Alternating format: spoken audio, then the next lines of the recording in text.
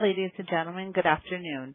At this time, I would like to welcome everyone to QuickLogic Corporation's second quarter fiscal 2026 earnings results conference call.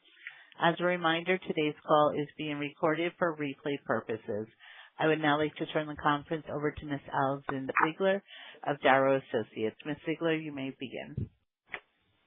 Thank you, operator, and thank you to all of you for joining us. Our speakers today are Brian Faith, President and Chief Executive Officer, and Elias Nader, Senior Vice President and Chief Financial Officer.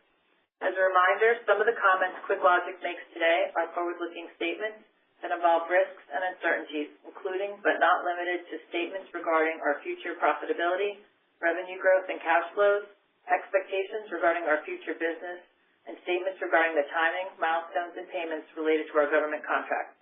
Statements regarding expected contracts and the expected magnitude of such contracts, and statements regarding expected adoption rates and/or orders by our customers. Actual results may differ due to a variety of factors, including delays in the market acceptance of the company's new products, the ability to convert design opportunities into customer revenue, our ability to replace revenue from end-of-life products, the level and timing of customer design activity, the market acceptance of our customers' products, the risk that new orders may not result in future revenue, our ability to introduce and produce new products based on advanced wafer technology on a timely basis, our ability to adequately market the low-power competitive pricing and short time to market of our new products, intense competition by competitors, our ability to hire and retain qualified personnel, changes in product demand or supply, general economic conditions, political events, international trade disputes, natural disasters, and other business interruptions that could disrupt supply or delivery of or demand for the company's products, and changes in tax rates and exposure to additional tax liabilities. For more detailed discussions on the risks, uncertainties, and assumptions that could result in these differences, please refer to the risk factors discussed in QuickLogic's most recently filed periodic reports with the SEC. QuickLogic assumes no obligation to update any forward-looking statements or information which speak as of the respective dates of any new information or future events. In today's call, we will be reporting non-GAAP financial measures. You may refer to the earnings release we issued today for a detailed reconciliation of our GAAP and non-GAAP results and other financial statements. We have also posted an updated financial table on our IR webpage that provides current and historical non-GAAP data. Please note, QuickLogic uses its website, the company blog, corporate Twitter account, Facebook page, and LinkedIn page as channels of distribution of information about its business. Such information may be deemed material information, and QuickLogic may use these channels to comply with its disclosure obligations under Regulation FD. A copy of the prepared remarks made on today's call will be posted on QuickLogic's IR webpage shortly after the conclusion of today's earnings. I'd now like to turn the call over to Brian. Go ahead. Thank you, Allison. Good afternoon, everyone, and thank you all for joining our second quarter 2026 conference call. Since our last conference call, we have made significant progress towards achieving our 2026 goals and have narrowed our full-year growth outlook to a range of 70% to 80%. With this anticipated growth, we are continuing to model non-GAAP profitability and cash flow positive operations for the second half of 2026. In addition to contributions from Storefront and RadPro, we anticipate our second half growth will be driven in part by new customers and new market sectors, including automotive, robotics, and commercial satellite applications. We also believe there is good potential to sign an eFPGA IP architectural license late this year. The short story is 2026 is on target to be a very successful year for QuickLogic, and our accomplishments are positioning us well to continue our growth and market penetration trends in 2027 and beyond. Before I go into what has elevated our confidence in full year 2026 revenue growth, let's take a moment to touch on what weighed on Q2 and why we will guide for flat revenue in Q3. We anticipated finalizing a seven-figure extension of an existing customer contract in late Q2. The revenue for this extension was forecasted to be recognized in Q2 and Q3. This contract extension has been delayed as the customer is reevaluating what functions it wants to put in embedded FPGA versus the functions that will be locked down in the fixed portion of its ASIC prior to finalizing the design. This delay is the sole reason why Q2 revenue was at the low end of our guidance range and the will forecast flat Q3 revenue. We remain confident in securing this contract extension, but this delay removes it from our 2026 forecast. In addition to this delayed contract extension, we are removing a commercial ASIC design targeting Intel 18A from our second half 2026 forecast. Several uncertainties involving this design arose recently, and in the best case scenario, the eFPGA hard IP contract for this ASIC will be a 2027 opportunity.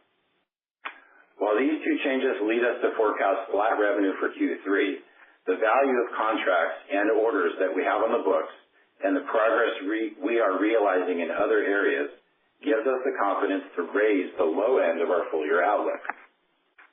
At the foundation of our anticipated Q4 growth is our ongoing contract with the U.S. government, which was increased last year to a total ceiling value of $89 million. We are forecasting revenue recognition from this contract will contribute a significant percentage of total Q4 revenue. In addition to this, we have a sound base of mature product business, continued demand for RadPro dev kits, and ongoing IP contracts that are already on the books scheduled for Q4. Since our last conference call, we have continued to receive and deliver orders for our RadPro dev kit.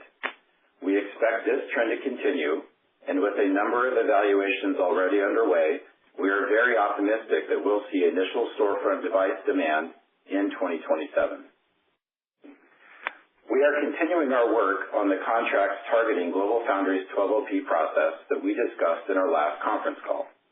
This includes the receipt of discrete FPGA test chips that we taped out for the contract with a $2.7 million ceiling value that we announced May 13th. Within the scope of this contract, QuickLogic will be provided test chips that we will characterize and include in a new 12LP eval kit that is scheduled to release in Q4. The eval kit will be compatible with common third-party development environments used by both DIB and commercial customers. This enables customers to accelerate evaluations of discrete and chiplet designs that we can provide as storefront solutions. Beyond these scheduled contributions is an anticipated extension of our 1 million LUT contract to target Intel 18AP and pending contracts with new customers I mentioned earlier. The majority of our development and customer design activity in Intel 18A has shifted to Intel 18AP. Intel 18AP is capable of delivering over 9% higher performance at isotropic power, or more than 18% lower power at isotropic performance. Given the fact we have been able to leverage the development work we completed for Intel 18A, the time and cost to develop eFPGA hard IP for Intel 18AP will be de minimis. As a matter of fact, we anticipate receiving a follow-on contract from the customer that funded our 1 million LUT developments in Intel 18A for an Intel 18AP implementation that we are targeting for Q4 delivery.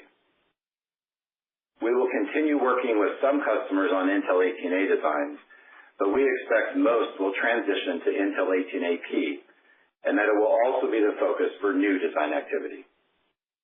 We believe the release of Intel 18AP will likely accelerate design activity, and with that, opportunities for our eFPGA hard IP.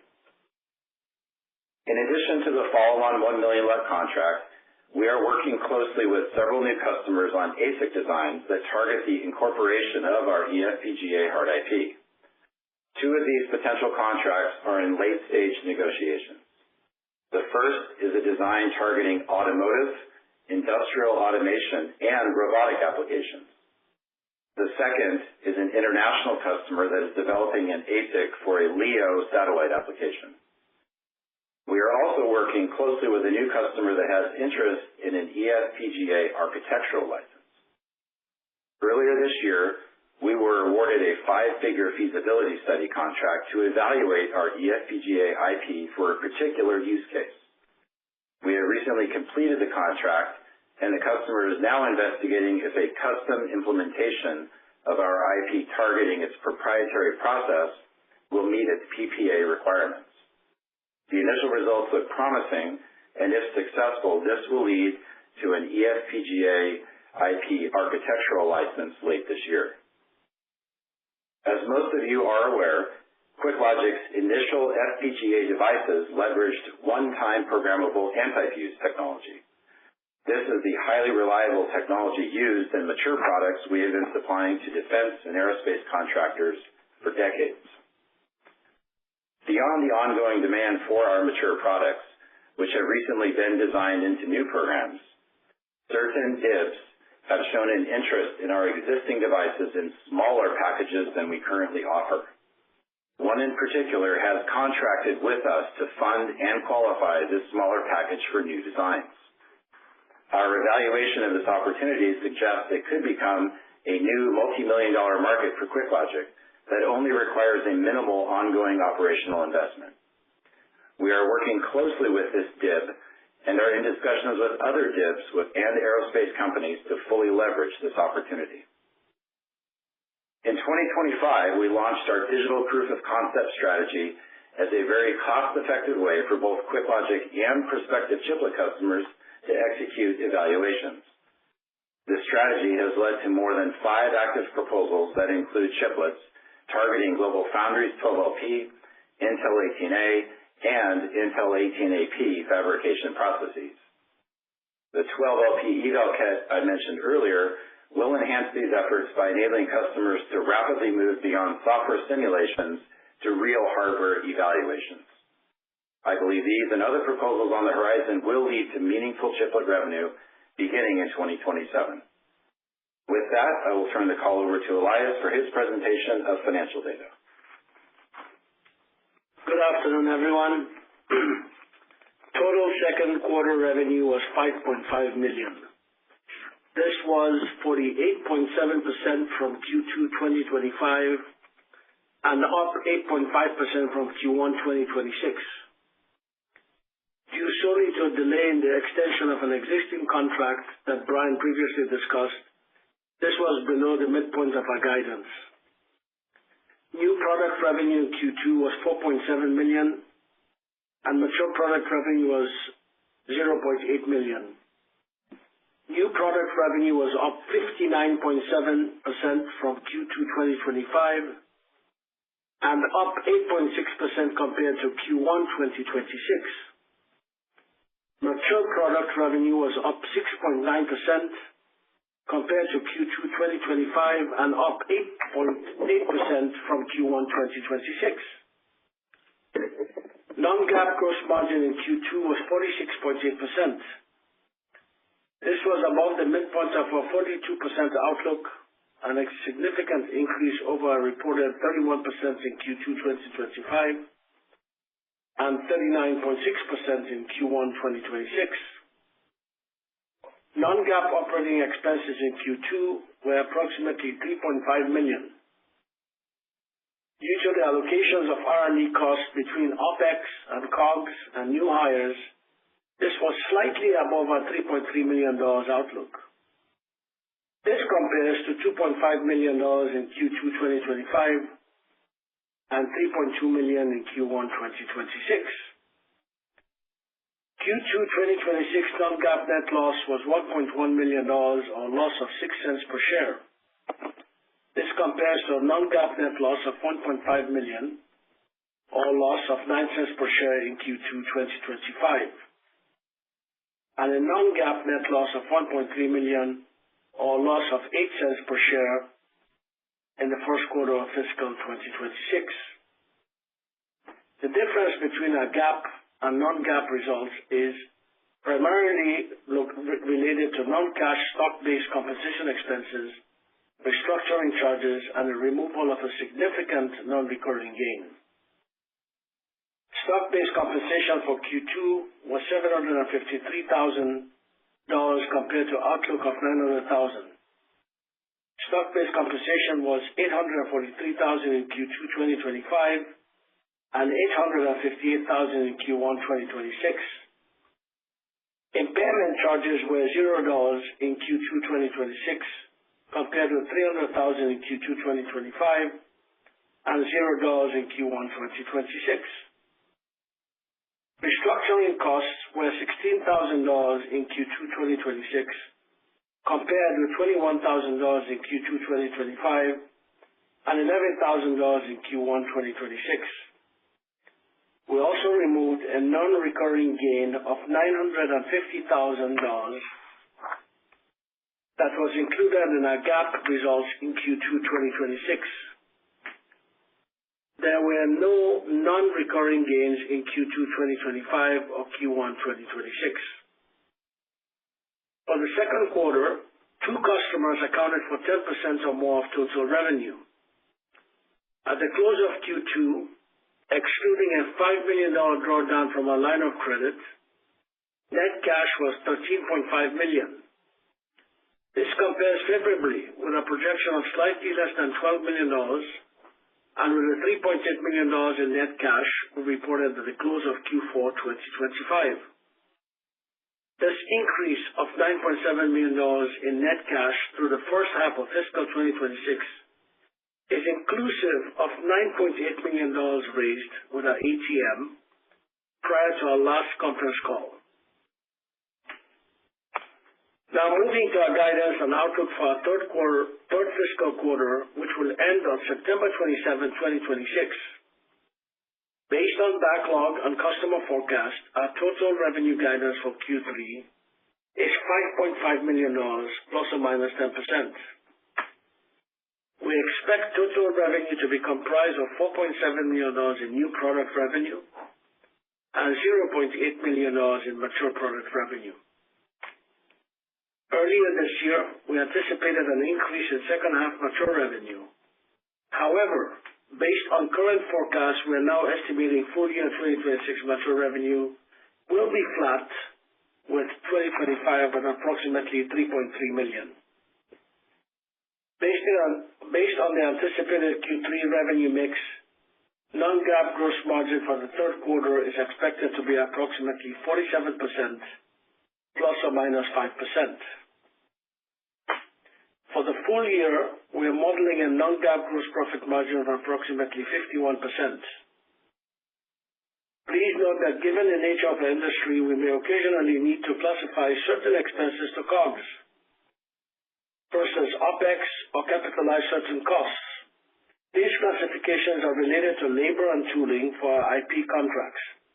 This may cause variability in our quarterly gross margins and operating expenses that will usually balance out on the operating line. With that in mind, our Q3 non-GAAP operating expenses are expected to be approximately $3.6 million plus or minus 5%. Due to the variabilities in allocations of R&D costs between OPEX and COGS and new hires, we are raising our full year outlook for non-GAAP OPEX to a range of $13.7 million to $13.9 million. The forecasted growth of approximately 17% in non-GAAP OPEX over 2025 as compared to our outlook for 70% to 80% revenue growth in 2026 illustrates the strong inherent leverage of our business model. After interest and other income, we're forecasting a Q3 net loss of about $900,000 or a loss of approximately 5 cents per share. Based on our current outlook, we still anticipate non-GAAP profitability for the second half of 2026. The main difference between our GAAP and non-GAAP results is related to non-cash stock-based compensation expenses. In Q3, we expect this compensation will be approximately $900,000. This compares to $828,000 in Q3 2025 and $753,000 in Q2 2026. As a reminder, there will be movement in the stock-based compensation during the year, and it may vary quarter to quarter based on the timing of grants. We anticipate Q3 cash use of approximately $400,000. With this, we expect to close Q3 with a net cash balance that is slightly over $13 million. Please note that our cash use could vary based on the timing of certain payments and receipts from contracts during the quarter. Based on our current outlook, we anticipate positive cash flow during the second half of 2026. With that, thank you for your time.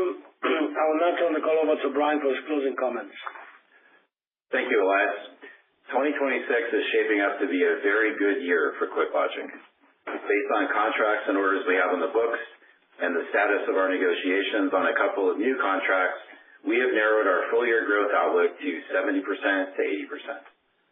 With this, we are modeling non-GAAP profitability and cash flow positive operations for the second half of 2026. As important as this is, I want to emphasize in parallel, we have laid the groundwork for continued growth and profitability in 2027 and beyond. Earlier this year, we forecasted 3 completed tape-outs in 2026. The first was completed, and we are scheduled to receive an allotment of test chips that we will incorporate in a 12LP eval kit. This will help our customers accelerate evaluations, and we believe will lead to new designs that we can storefront as either discrete devices or chiplets. In addition to this, we have a number of other chiplet opportunities in the works that we believe will lead to new contracts and storefront orders beginning in late 2027. We have 2 more tape-outs scheduled for late 2026. In one case, we will have access to enough devices to support initial production orders that we can supply through our storefront initiative beginning in 2027. We are continuing to support demand for our RadPro eval kit and anticipate new orders through the second half of 2026.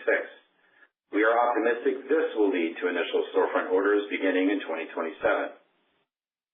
We are also optimistic that we will secure a contract for our second ever eFPGA IP architectural license in 2026, and will work closely with the end customer as it develops a device targeting its proprietary fabrication process in 2027. We have recently won 2 new designs for our existing mature products and have been awarded a contract to qualify a new small package option. We believe this will open a multi-million-dollar opportunity to expand into new designs beginning in 2027. With these many accomplishments, I am hopeful you can share my pride in the extraordinary execution by the QuickLogic team and my high level of optimism in our future growth. Thank you. I will now open the call for questions. Thank you. If you would like to ask a question, please press star 1 on your telephone keypad. A confirmation tone will indicate your line is in the question queue.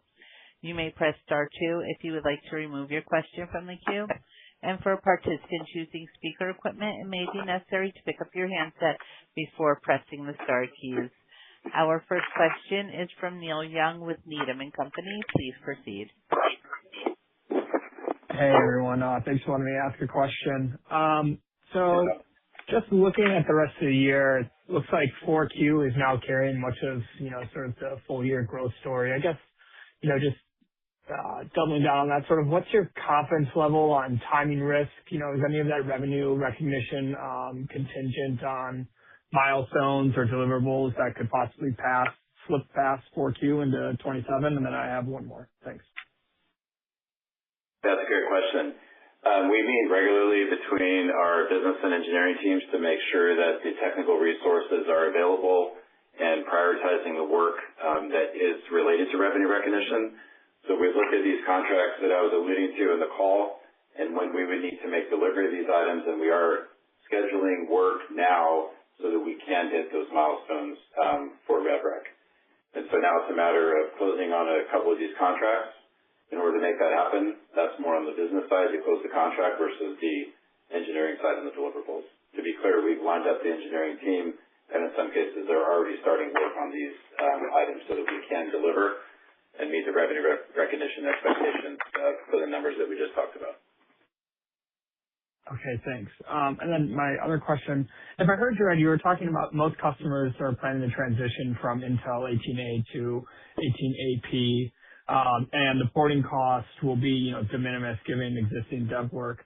So I guess practically, does that mean any revenue from active Intel 18A engagements, could get delayed while customers are waiting to redesign for 18AP? Or does the existing 18A were carried forward unaffected. Anything you could offer there? Thanks. Yeah, so we have multiple 18A opportunities that we've been discussing on these calls. And we actually have a revenue stream from one of the customers that's related to the 1 million LUT IP contract. And we are expecting, as I said on the call, that to transition into AP. There's a couple other proposals that we have out that would still allow us to leverage the work that we've done on our 18A AP core. But they could also kick over to 18AP. And once we've done the port the first time, doing subsequent licenses or derivative licenses off that very first port to other customers is very cost and time effective for us, meaning that we could hit the revenue targets if we get new contracts on 18AP or customers that are moving all to 18AP. So I think we've got good coverage. Shows I think the operating leverage we have with our model and the fact that we have the automation with Australis in order to deliver for these customers in a timely fashion. I do think there's a lot of investment that has happened in the ecosystem in general around Intel 18A, not P. And some customers will, I think, make use of that, perhaps if they're far down the path on the chip design before they kick over. Because you can imagine that in ecosystem in general, everybody has to have certain things done on 18AP for chip designs to move that direction. I'm talking about all the different IP that you might be integrating into that. So I think, like I said, it'll be a gradual transition for some as the ecosystem matures. In some cases, if it's high digital content, we can move a lot faster like we are with our porting. Thank you. You're welcome. Our next question is from Tyler Burmeister with Lake Street Capital Markets. Please proceed. Hey, guys. Good quarter, and congrats on the narrow full year guidance there. I guess maybe first I'll go to the dev kit customers. Is there any way to quantify, I guess, how many of those you think, I think your comment was moved to storefront revenue next year. I guess any way to quantify that, I think about the number there would be great. These are related to programs I'm not really allowed to talk about. But what I can say is I think that people that would have a need for a strategic rad-hard FPGA are ones that we're engaged with. In some cases, they already have dev kits. And I do believe that we will have storefront revenue next year related to evaluations that are going on those dev kits. As far as like how many or what percent, I won't go into that. But I have high confidence that they will lead to storefront sales next year. Understood. All right. Sorry to keep asking questions about programs like this. Maybe another way. You previously bracketed the strategic rad-hard opportunity in total, I think, at 10 to 20 sockets across multiple programs. I'm wondering if, as you've got these dev kits now in the customer's hands, you've had continued conversations with those customers, if you've maybe seen any change to that opportunity set, if that opportunity set's got larger, if these conversations maybe affirm that opportunity set up. I guess any color that you can give on maybe that would be interesting. Thanks. Yeah, I guess the way I'd say it is that we are engaged with more groups now than we were the last time we spoke on our Q1 call. So the opportunity set has expanded, which is a good thing. And I think that's natural. As you start having real silicon and real dev kits, you start getting new opportunities that maybe were from people that were in a wait-and-see mode. And once they see real silicon, they start to move faster. So it's encouraging that it has expanded. That's why we inserted that comment in the script today, that we expect to see more dev kits going out, even from now until the end of the year, to support additional evaluations. I wish I could give more color on these things, but hopefully you understand the sensitive spot I'm in with respect to non-disclosure agreements for these types of programs in particular. No, completely understand. And, sorry to put you on the spot like that, but appreciate the color. That's all from me, guys. Thanks, Tyler. Our next question is from Gus Richard, Northland Capital. Please proceed. Yes, thanks for taking the questions. Just on the rad-hard contract, could you update us on how much you have left And when do you expect the next tranche? So as far as how much we have left, we haven't disclosed the details of that, but I'll recap for everybody. We are currently operating and executing on the $13 million tranche. We announced that in mid-December of last year, and we have said on the call that would be, we're forecasting it would be fully recognized during this fiscal year, 2026. We also said on the call that we expect Q4 to be a big contributor to the revenue growth. And within Q4, the government contract would be a big contributor to that. So we are forecasting that we will have another tranche in place before the end of the year, which would be supporting that. Got it. Thank you. That's helpful. And then, Gus, let me just add one more thing to that question. I think that everybody knows that the U.S. government is a large customer for QuickLogic, so you could always look in the queue and see what percentage, what 10% customers we have and the percentages of those, and you could probably derive it from that. Got it. Just to see how far. And then on the FPGA, I think it sounds like one contract was delayed. They're not sure what they want hard and what they want to be gate array. Do you have any sense on how much revenue you expect over the next couple of quarters from eFPGA licenses?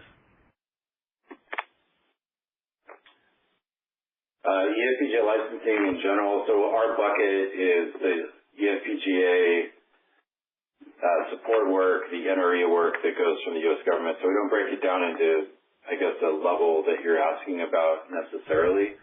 But for the second half of the year, I think that overall bucket is probably close to, let me see, about $8 million to $10 million, somewhere in that range off the cuff here. I would say that for the larger IP contracts, we have, a few that we're executing on right now that are already signed. I mentioned that in the script itself, that we're operating on ones we've already signed, and then we have a few that are in late-stage negotiations. And by the way, we don't have to win all the ones that we're in late-stage negotiations on in order to meet the revenue growth targets that we've outlined for the year, of between 70 and 80%. So that's why we're feeling good about that number and where we are with those negotiations. By the way, if I might add, Gus, you brought up the one that the extension that shifted out of 2026, and I'd like to just elaborate a moment to make sure everybody's, I guess, fully aware of this. So in that design, that was on one process node already, and we made some deliveries and recognized IP collected on that design. That customer then looked at, for their applications, might wanting to go to a more advanced process node. And when they go to a more advanced process node, that's why it would be an extension to a current customer and why it would kick up further revenue for QuickLogic.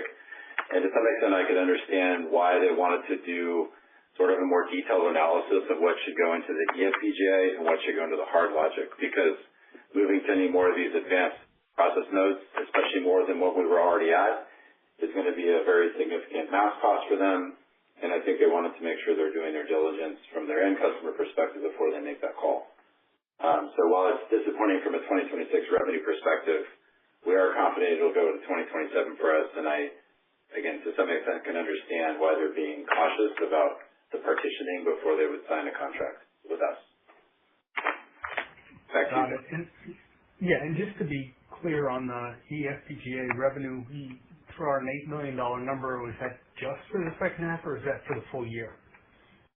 Second half, but that's inclusive of what we're doing on our government side too, because that's one bucket of revenue for us.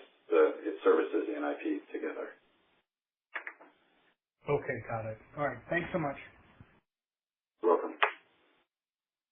Our next question is from Richard Shannon with Craig-Hallum Capital Group. Please proceed. Well, hi, Brian and Elias. Thanks for taking my questions as well. Sure. Hi. How you guys doing? Let's ask what on the sales guide for the year. So the midpoint's the same as you had before here. and we've had a notable contractor move out to 27. So you must have picked up some business or at least increased confidence in some other business here. Can you help us understand the dynamics that led to the midpoint that hasn't changed here?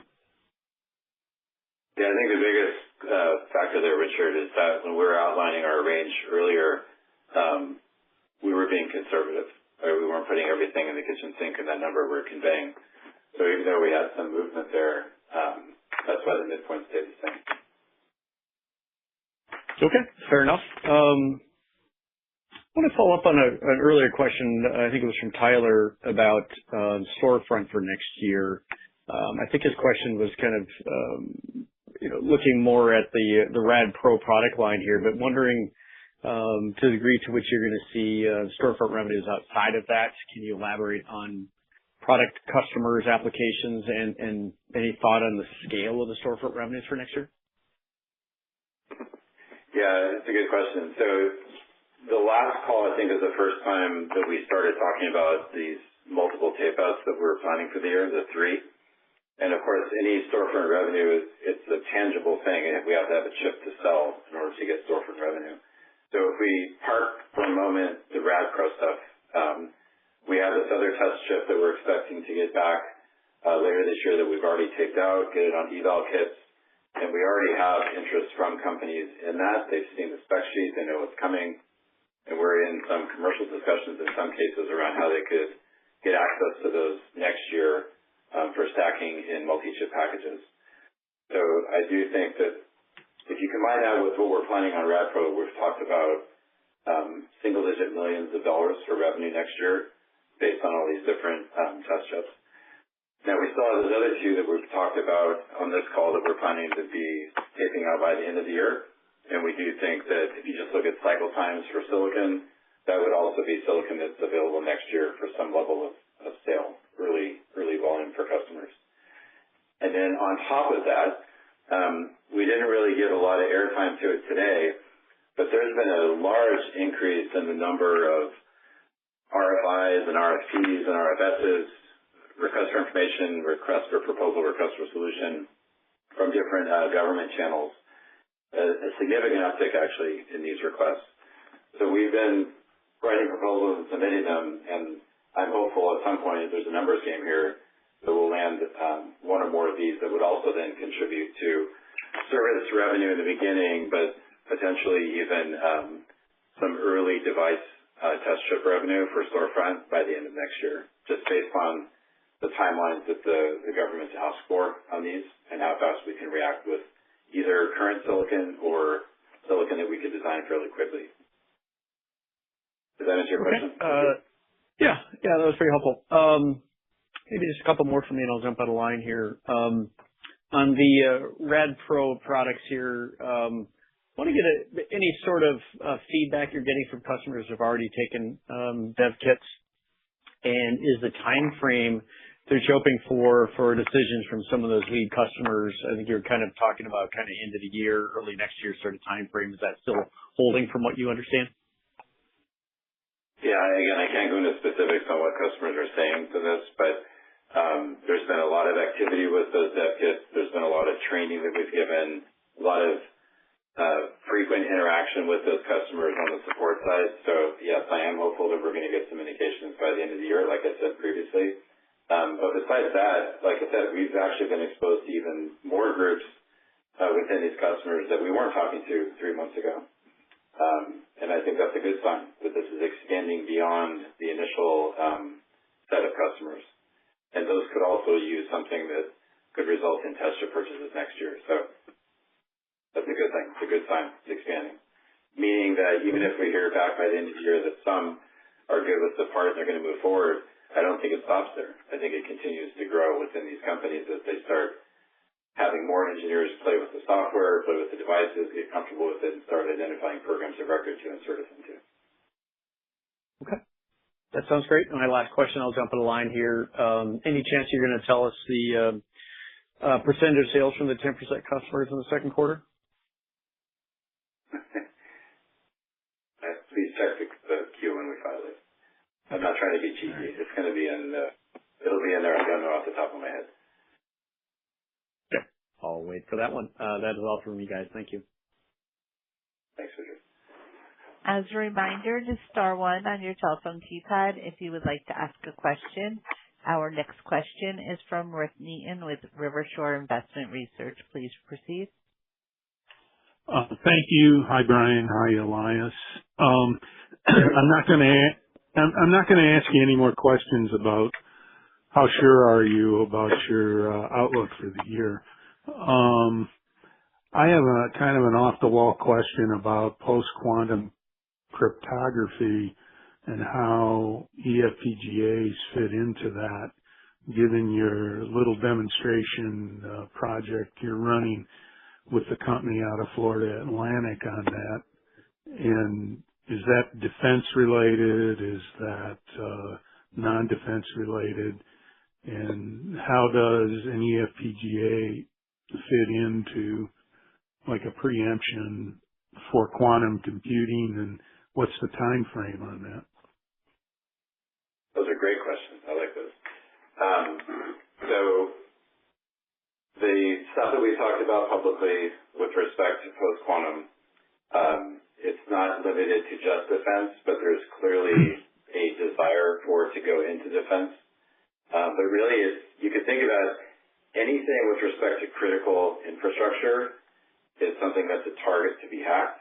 That could be a defense system. It could be a satellite communication system. It could be water systems that we've been hearing about online. Any of those are, I'd say, targets that are ripe for attempted hacking. And I think there was actually a presidential order that came out, certainly since last call, that talked about people should start looking at how we protect these systems with more advanced cryptography. And the reason why that desire is there is because of the fear that once quantum computing is actually deployed, the conventional cryptographic systems are going to be hacked in a beat of an eye. And so now they're looking at, well, how do I get the safety mechanisms into these systems? So post-quantum PQA is something that people are looking at. And unfortunately, those algorithms are not like fully stabilized yet. They're still evolving. And so whenever you hear about something that's critical capability in these systems that is critical infrastructure and standards are evolving, that's the perfect scenario for FPGA or eFPGA. Because with eFPGA, as we all know on the call, you can manufacture it into your silicon and program the functionality later. And that's a big desire for these people that are looking at post-quantum cryptographic algorithms, because they can run that in the reprogrammable eFPGA core in their ASIC, and they can forward deploy the chips, program it later. That's a big part of the value proposition. And so we're seeing a lot of interest in that area now, both from defense and non-defense. And again, I think it's reinforced by the fact that the government is very sensitive in looking at this as well. So that's why you started to see some collaborations on the marketing side with us and other partners, and why I think we've done a blog about it as well, because we are seeing definite interest there. Yeah, it does. Thank you for that explanation. One follow-up on that, is your relationship with PQ Secure similar to the relationship you have or had at DTH in Zurich when you developed the Arnold chip as kind of a demonstration project, or is this the first step toward a commercial product? I think this is more advanced than ETH and Zurich. So ETH Zurich was a research university, and they were doing a lot of research around low power computing with eFPGA. So in some ways this is similar because it's the beginning stages of a trend, right?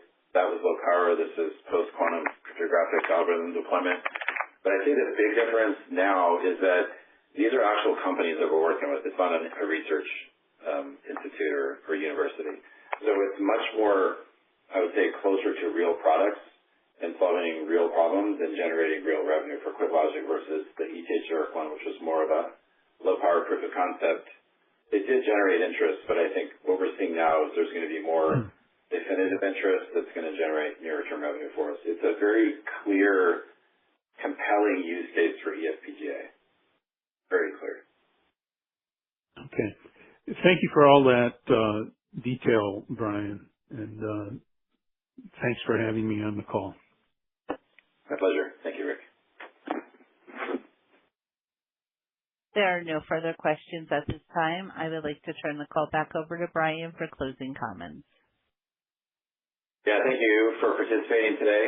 You can catch up with us tomorrow at the Canaccord Genuity Conference here in Boston.